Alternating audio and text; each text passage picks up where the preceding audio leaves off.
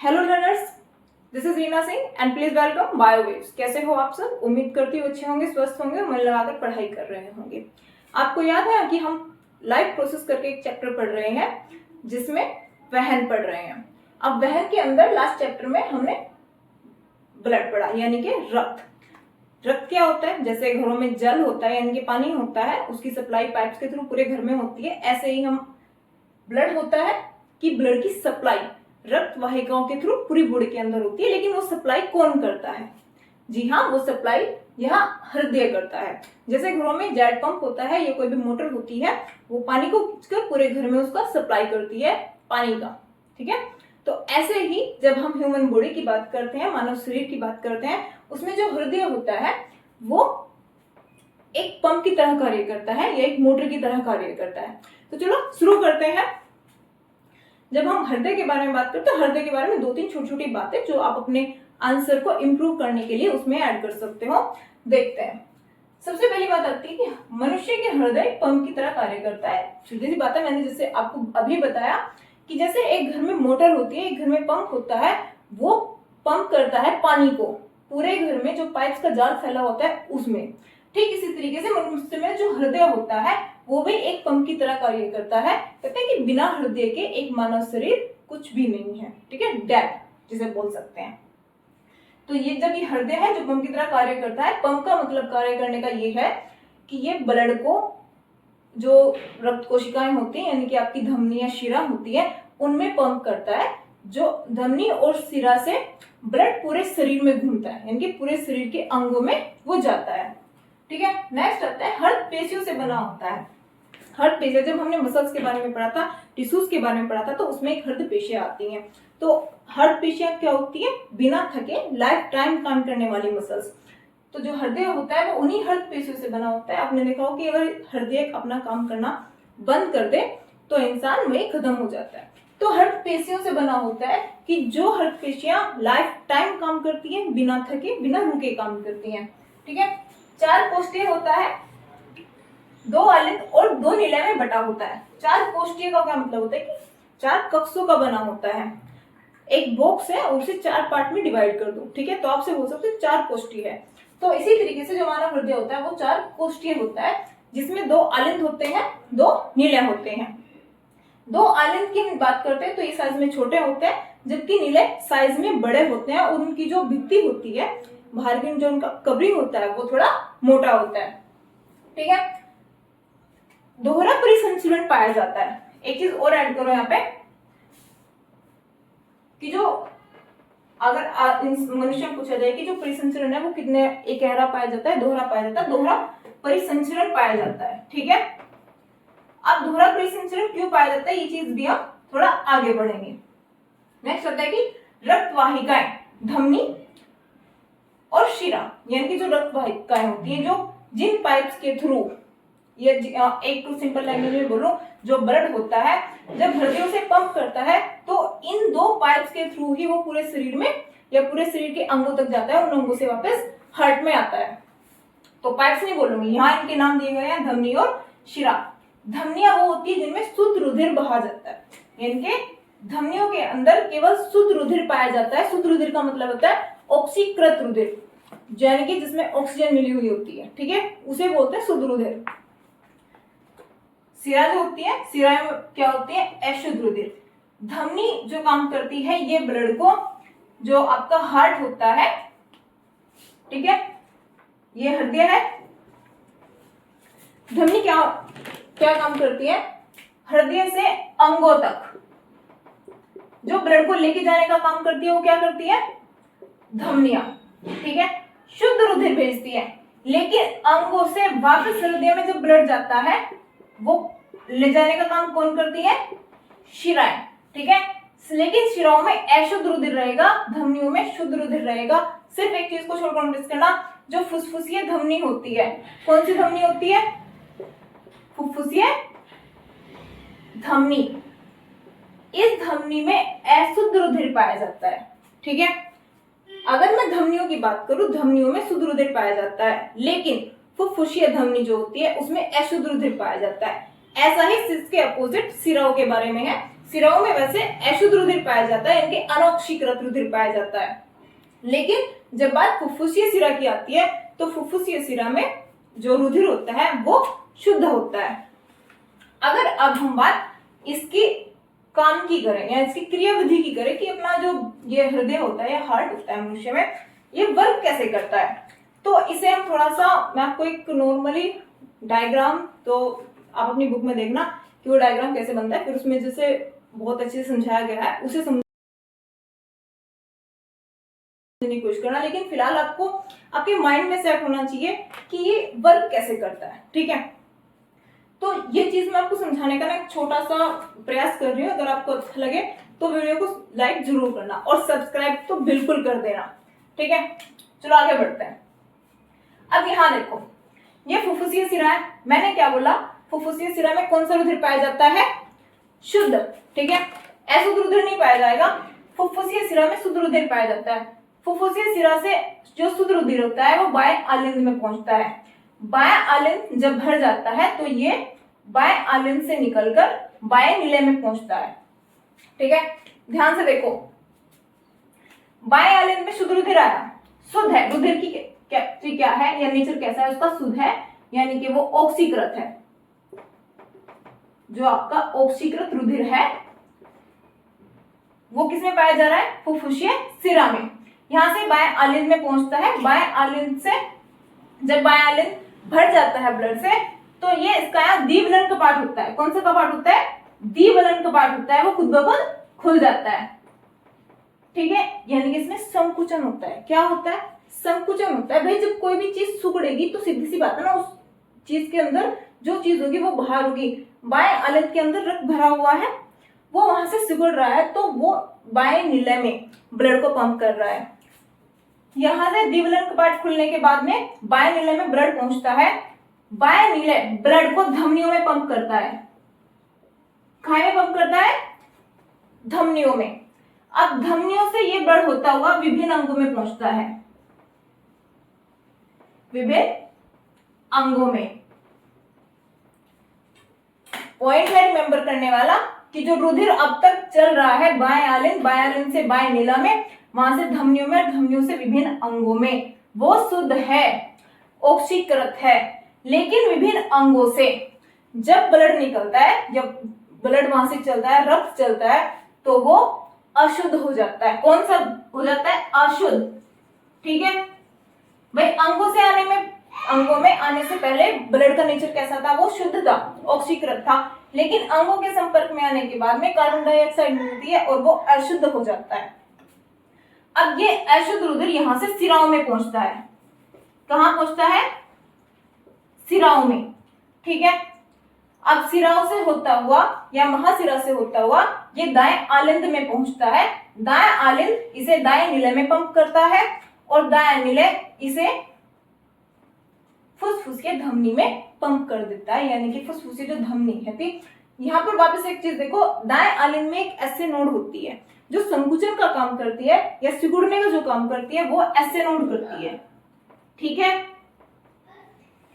ये SA node से जो संकुचन होता है वो संकुचन फैलता हुआ दाएं नीले में पहुंचता है और दाएं नीले से ब्लड यहाँ, दाएं नीले से ब्लड होता हुआ यहाँ फुफ्फुसीय धमनी में पहुंचता है। किसमें पहुंचता है, फुफ्फुसीय धमनी में। तो यहाँ अभी देखो हमने पढ़ा था विभिन्न अंगों से अशुद्ध रुधिर चल रहा है, तो ये अशुद्ध ही तो है। दाएं आलिंद पहुंचा, दाएं नीले पहुंचा और यहाँ से फुफ्फुसीय धमनी में, तो आगे ना फुफ्फुसीय धमनी में कौन सा रुधिर है, अशुद्ध, ठीक है। धमनियों में शुद्ध था, लेकिन फुफ्फुसीय धमनी में जब ब्लड आता है तो उसकी नेचर कैसी हो जाती है, अशुद्ध की, और यहाँ से फुसफुस में भेज दिया जाता है, यानी कि लंग्स में आपके। और लंग्स जब हमने फेफड़ों के बारे में पढ़ा था, जब हमने श्वसन तंत्र पढ़ा था, तो लंग्स क्या काम करते हैं, ब्लड को शुद्ध करने का ही तो काम करते हैं। उसमें जो उसमें कार्बन डाइऑक्साइड को वो निचोड़ लेते हैं और जो ऑक्सीजन होती है वो ब्लड को ऑक्सीकृत करके आगे सप्लाई कर देता है। तो लंग्स जो करता है वो ब्लड को शुद्ध करने का काम करके कहाँ भेज देता है, वापस फुफ्फुसीय सिरा में। वापस देखो फुफ्फुसीय सिरा में वापस शुद्ध रुधिर पहुंच चुका है, ठीक है।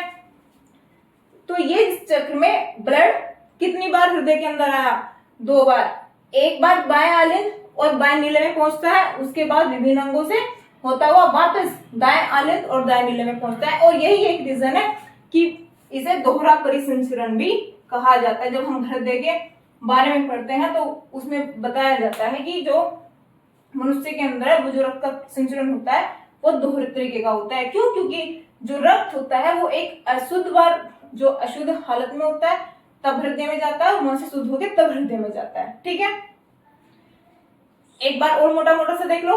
फुफ्फुसीय शिरा में शुद्ध रक्त है, बाएं आलिंद में जाता है, जब वो भर जाता है दीपलन कपाट खुलता है और वहां से बाएं नीले में पहुंच जाता है।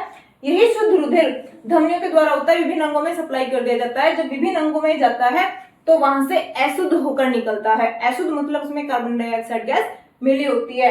अशुद्ध रुधिर सिराओं से होता हुआ दाएं आलिंद में पहुंचता है, वहां एसए नोड होती है जो संकुचन करती है और संकुचन से यहाँ त्रिवलन कपाट होता है।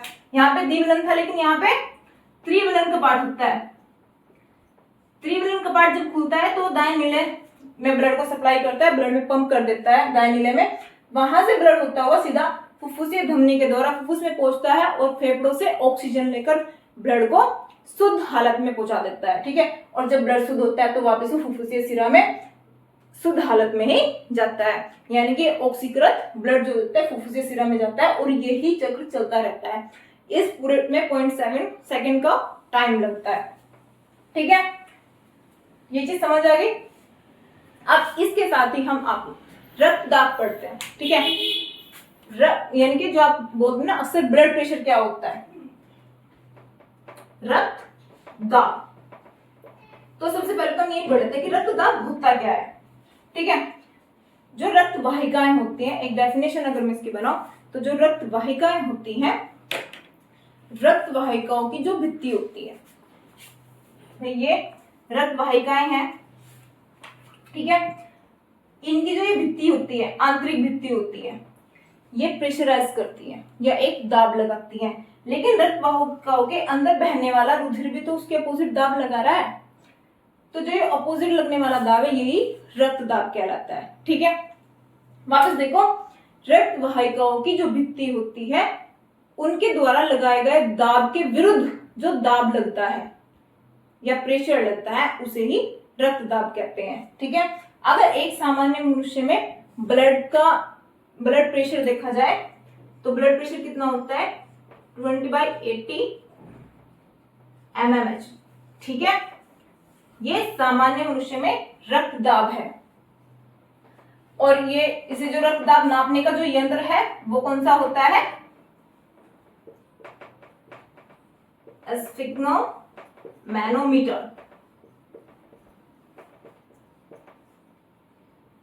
ठीक है, इतनी बात समझ आ रही है। अब रक्तदाब के साथ साथ एक दो लाइन में और समझा देती हूँ, लसिका।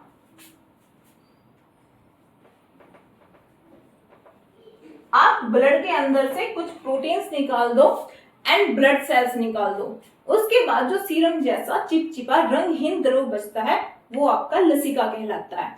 रक्त और लसिका दोनों में मेन डिफरेंस यही कहता है, जब आप रक्त की बात करते हो उसमें प्रोटीन्स पाए जाते हैं, ब्लड सेल्स पाई जाती हैं, प्लाज्मा पाया जाता है और बहुत सारे अकार्बनिक और कार्बनिक लवण पाए जाते हैं। लेकिन जब हम लसिका की बात करते हैं तो लसिका में प्लाज्मा के साथ सिर्फ प्लाज्मा बोल सकते हो, उसमें से ब्लड सेल्स निकली होती है और कुछ ब्लड प्रोटीन निकले होते हैं। उन निकली से जो प्लाज्मा बचता है उसे हम लसिका कहते हैं। दूसरा मेन डिफरेंस ये है कि जब आप ब्लड की बात करते हो तो ब्लड की सप्लाई रक्त वाहिकाओं के द्वारा होता है। ठीक है, जो ब्लड सप्लाई होता है पूरे बॉडी में वो रक्त वाहिकाओं के द्वारा होता है। लेकिन जो लसिका होती है वो रक्त वाहिकाओं से न जाकर जो इन अंतरकोशीय स्थान होते हैं, इंटरसेलुलर स्पेस जिसे बोलते हैं, उन अंतरकोशीय स्थानों से होकर जाता है। ठीक है, इतनी बात समझ में आ गई। चलो अब आगे बढ़ते हैं। अब ये तो पढ़ा हमने मनुष्य में वहन, अब बात आती है पौधों में वहन की। सीधी सी बात है, पौधों में भी वहन होता है। फूड और जो पानी होता है उसका कंडक्शन जो होता है वो संवहन बंडल के थ्रू होता है, यानी कि पौधों में विशिष्टीकृत ऊतक पाए जाते हैं जो संवहन का काम करते हैं, जो भोजन और जल को एक स्थान से दूसरी जगह ले जाने का काम करते हैं। ठीक है, अब वो संवहन बंडल कौन से हैं, जाइलम एंड फ्लोएम। जाइलम नाम से याद रखने की बेस्ट ट्रिक है, ज से जल, ठीक है। और फ्लोएम फ से फूड। अब जो जाइलम होता है वो जल और खनिज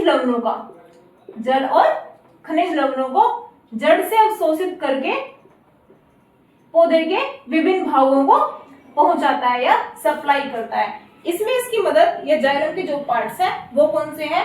वाहिनिका, वाहिका, जाइलम पैरेन्काइमा और जाइलम फाइबर्स यानी कि जाइलम तंतु। दूसरा पार्ट आपका आता है फ्लोएम। फ्लोएम वो विशिष्टीकृत ऊतक है जो पौधों में, पत्तियों में जो भोजन बनता है बिकॉज ऑफ प्रकाश संश्लेषण, जो प्रकाश संश्लेषण की प्रोसेस होती है उसके द्वारा पौधों में जो भोजन बनता है उस भोजन को पत्तियों से पौधे के विभिन्न भागों तक, जड़, तना, फूल, फल, इन सब भागों में जो पहुंचाता है, पहुंचाने का जो काम करता है वो फ्लोएम करता है। ठीक है, फ्लोएम ये काम करता है। अब फ्लोएम में इस काम को करने में जो हेल्प करते हैं वो क्या है? चालनी नलिका, सहायक नलिका, फ्लोएम पैरेन्काइमा और फ्लोएम फाइबर्स यानी कि आपके फ्लोएम तंतु। ठीक है, ये फ्लोएम है जो भोजन को, यानी कि पत्ते में बनने वाले भोजन को पूरे पौधे में सप्लाई करता है। और जाइलम क्या करता है? जल से, वो जड़ जो होती है रूट, उससे जल अवशोषित करता है और उसे पूरे पौधे में सप्लाई करता है। ठीक है, इतना समझ में आ गया? तो अब बात आती है उत्सर्जन तंत्र की। ठीक है, उत्सर्जन तंत्र से ही पता चल रहा है, यानी कि शरीर से निकलने वाले अपशिष्ट। अब जब उत्सर्जन तंत्र के बारे में पढ़ते हैं तो उससे पहले जरूरी है आपको उत्सर्जन समझना। उत्सर्जन क्या है? शरीर में होने वाली उपापचयी क्रियाओं से बने हानिकारक व अपशिष्ट पदार्थों को शरीर से बाहर निकालना क्या कहलाता है? उत्सर्जन कहलाता है। तब उत्सर्जन की होती है तो फिर उत्सर्जन में जो पार्ट्स भाग लेते हैं या जो अंग भाग लेते हैं वो मिलकर क्या बनाते हैं? उत्सर्जन तंत्र। या ये बोल सकते हो कि उत्सर्जन में भाग लेने वाले जो अंग है वो मिलकर बनाते हैं उत्सर्जन तंत्र। अब उस उत्सर्जन तंत्र में कौन कौन से अंग आते हैं?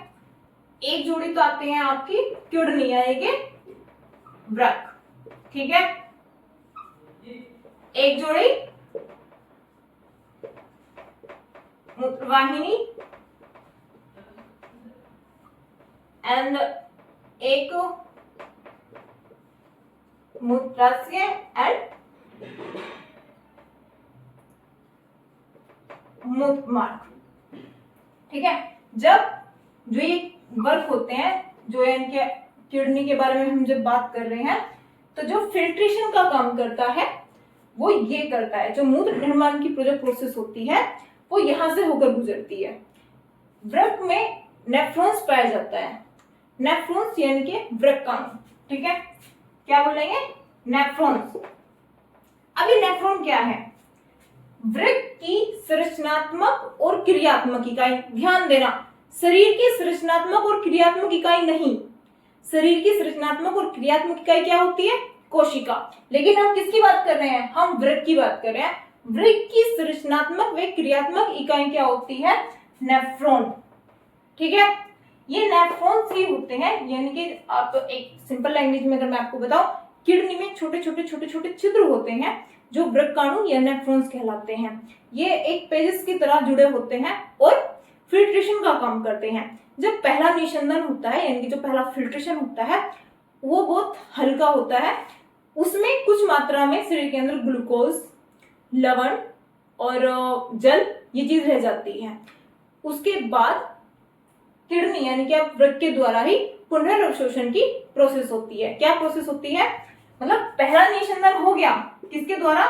नेफ्रॉन्स के द्वारा। उसके बाद पुनर्अवशोषण। उस पुनर्अवशोषण में जो आपका जल, ग्लूकोज और कार्बनिक लवण जो बचते हैं वो फिल्टर होते हैं। ठीक है, वहां से जो मूत्र होता है वो मूत्रवाहिनियों के द्वारा होते हुए, ये एक पतली नली होती है शरीर के अंदर, उनसे होता हुआ मूत्राशय में जाता है। और मूत्राशय में जाने के बाद में जब उसे संवेग प्राप्त होता है तो वहां से वो मूत्र मार्ग में त्याग दिया जाता है या उसके द्वारा शरीर से बाहर निकाल दिया जाता है। ठीक है, ये छोटी सी चीजें आपकी किडनी के बारे में, यानी कि आपके उत्सर्जन के बारे में। अगर बात हम पौधों में उत्सर्जन की करें, ठीक है, ध्यान दो, मतलब पौधों में उत्सर्जन बाद में देंगे, बट लेकिन जो किडनी यानी कि जो वृक्क होते हैं ये मेन काम करते हैं फिल्ट्रेशन का। कभी कभी क्या होता है, इसी में आपको बता रही हूँ, जब ये वृक्क अपना काम प्रॉपर करना बंद कर देते हैं या फिर ये इन्फेक्टेड हो जाते हैं, संक्रमित हो जाते हैं, तो वहां क्या प्रोसेस यूज होती है, अपोहन। ठीक है, अपोहन किसे बोलते हैं, कृत्रिम वृक्क को। कभी कभी शॉर्ट में पूछ लिया जाता है, तो कृत्रिम वृक्क क्या होता है। तो जब आपकी नेचुरली जो भगवान ने आपको दी है किडनीज, जो वृक्क हम जिसकी बात कर रहे हैं, वो अपना काम करना बंद कर देती है, किसी रीजन की वजह से इन्फेक्टेड हो जाती है, तो वहां पर ये ट्रांसप्लांट की जाती है। ठीक है, ये प्रोसेस वहां आती है। इसमें क्या होता है कि जो नाइट्रोजन, एक तो इसमें नाइट्रोजन सिस्ट नहीं होते, पहला तो डिफरेंस ये है। दूसरा, नॉर्मल जो किडनी होती है या नॉर्मल जो वृक्क होता है उसमें पुनर्शोषण की क्रिया होती है। पहला फिल्ट्रेशन हो गया, उस फिल्ट्रेशन में आपके जल, ग्लूकोज, लवण बच जाते हैं जिन्हें पुनर्शोषित कर लिया जाता है। ठीक है, और उसके बाद जो आपका यूरिया होता है या मूत्र के द्वारा, वो मूत्र वाहिनी से होता है, वो मूत्राशय में जाता है और वहां से संवेग प्राप्त होने के बाद मूत्र मार्ग में बाहर की तरफ निकाल दिया जाता है या त्याग दिया जाता है। लेकिन जब हम बात अपोहन की करते हैं तो वहां पुनर्शोषण की प्रक्रिया नहीं होती। ठीक है, ये एक मेन डिफरेंस है। तो जब किडनीज की जगह या वृक्क की जगह ये काम करता है तो ये क्या कहलाती है, अपोहन। अब बात आती है पौधों में उत्सर्जन कैसे होता है। तो जब पौधों में उत्सर्जन की बात करते हैं तो कोई मेन इतना डिस्क्राइब करने वाली चीज नहीं है। आपने अक्सर देखा होगा पौधों की जो पत्तियां तोड़ते हो या कभी कभी गोंद जैसी चीजें पौधों के ऊपर लगी होती है, गोंद हुआ, रेजिन हुआ, उनकी जड़ से निकलने वाले कभी कभी वो मिट्टी में कुछ पदार्थ या कुछ वगैरह उत्सर्जित कर देते हैं। पौधों में उत्सर्जन में वाष्प उत्सर्जन, रेजिन और गोंद, उनके उत्सर्जन तंत्र के भाग हैं। ठीक है, इतनी बात समझ में आती है। तो आपका जो लाइफ प्रोसेस का जो चैप्टर है, जैव प्रक्रम का जो चैप्टर है, वो यहाँ पर पूरी तरीके से खत्म हो जाता है। अगर आपको इससे रिलेटेड और कोई क्वेश्चंस है, कोई डाउट्स है, तो आप कमेंट बॉक्स में लिखकर जरूर पूछ सकते हैं। अगर वीडियो अच्छी लगी है तो प्लीज उसे शेयर करें, चैनल को सब्सक्राइब करें और लाइक करें। जितना हो सके सब्सक्राइब करने की कोशिश करें और ज्यादा से ज्यादा शेयर करें। ठीक है, थैंक यू।